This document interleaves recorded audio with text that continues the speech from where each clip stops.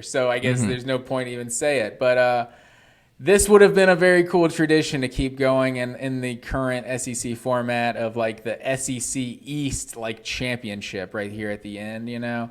But maybe we'll get that in 2023. That the I don't know what date that is. The second to last weekend of the season, if that decides the SEC East. I mean, and just look at Georgia's schedule. I just don't see a way that Georgia's not 10-0 coming into that game. Okay, there you go. Matt Green.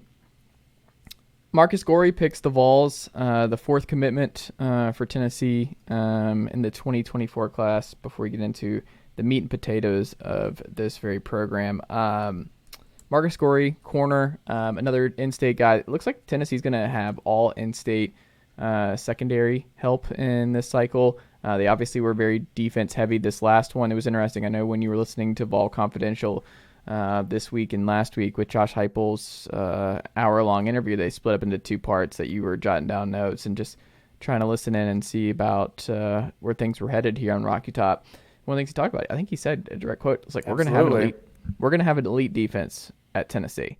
And he's clearly prioritized defense. And if you saw, too, Matt Green, 247 Sports had the top recruiting spenders this past cycle. Do you know who made the top three? I saw those Georgia Bulldogs up there at number 1, baby. And then number 2 was the Texas Longhorns. And who was number Texas? 3? And with Tennessee was at 3? Tennessee was at 3. The number 3 spender. And Tennessee obviously finished with the top 10 class. They're headlined by Jonathan Eccles in this 2024 class right now. They're hoping they can keep him the IMG guy. But Georgia, another team who does really well with tight ends, is not going to give up on that one. So I would not be certain Tennessee's able to keep Eccles, but I hope so. Caleb Beasley's going to be a great corner. Marcus Corey Jr. there from Brady Central. He's an early eval that looks like he's going to be a big part of this class, but he is a 3-star, probably can move it to 4-star. We'll see how his senior season goes, but Carson Gentle also there. But three defensive guys. It looks like Boo Carter is going to come in the fold soon, hopefully.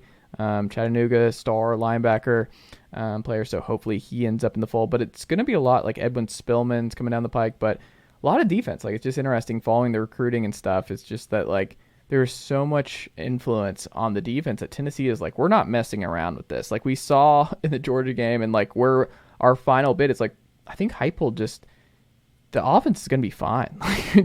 There's just something about it where it's like, they're going to score points. They're going to be fine.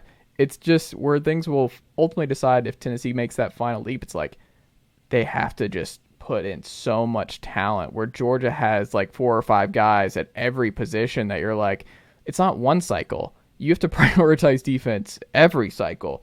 And it seems like Tennessee has done that this past one, and this upcoming one is just, it's going to be very defense heavy back to back. You got Nico in the fold. You got guys in there. Now it's just like, you need so many bodies. You don't need just one. You need 7 corners that you can try. You need the Georgia thing where you have 6 linebackers and feel great about all 6 if you need them. And that's just where you've got to be. If you want to realistically compete with Bama and Georgia, and even LSU, because they're coming as well, year in, year out, that's what you have to do. And I think it's good to see that Tennessee is prioritizing the defense as much as they have, because I think that was a big concern from people both here in Knoxville and nationwide, was like, how much is Heupel going to really recruit on that side of the ball? And it's been a huge priority, so it's good to see. So this excuse me, Jonathan Eccles, you're saying he plays what position now? It says tight end. This is an athlete. Yeah, so he's a tight end. 230. That's a tight end. Okay. Yeah, but he's a really good player. He's going to be a tight end at the college level. But okay, don't be surprised if he ends up at Georgia or Alabama.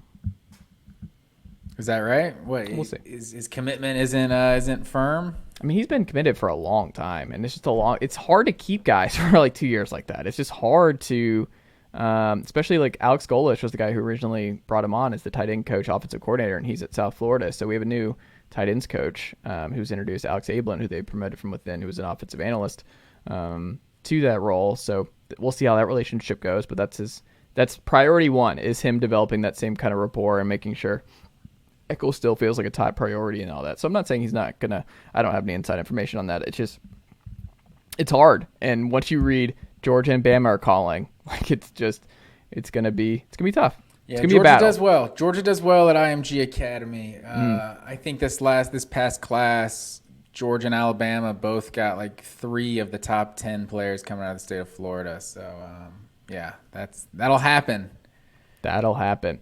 The other things that'll happen. But he's committed to the Vols right now, baby. He is committed to the Vols. Top commit. I hope he stays. That would be great. We need more tight end help. Ethan Davis, Collins Hill kid, Jonathan Eccles. Like, hey, tight ends, let's do it. He's probably intimidated that Georgia tight end room. That's what it is. It's not for everybody. Wow. The Pac-12, it might not be around much longer. You get the SMU leak that they went and toured. The Pac-12 leadership went and toured SMU last weekend. Matt Green, you're like, uh-oh. That's just going to save your conference? Yeah, SMU like this. Mustangs? Rice, like when Dennis Pony Dodd... Express isn't walking through that door. No, Rice, like Dennis Dodd tweeting Rice is not currently an option for the Pac-12. That being tweeted out was pretty hilarious. Like, I didn't know that was a conversation that Rice, no offense to Rice and the talking about Owls. lunch? Yeah, like, what? Why would they be a conversation for the Pac-12? What are we doing here? And they're still trying to figure out the TV deal. We'll see what ultimately happens here.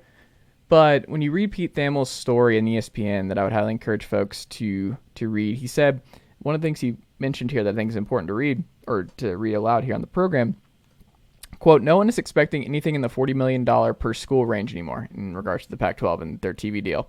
Getting something in the $30 million range, similar to the Big 12, could keep the league duct taped together. That's it for the Pac-12. Like that, we're all dancing around this. Like you're in duct tape mode where this just feels like the Pac-12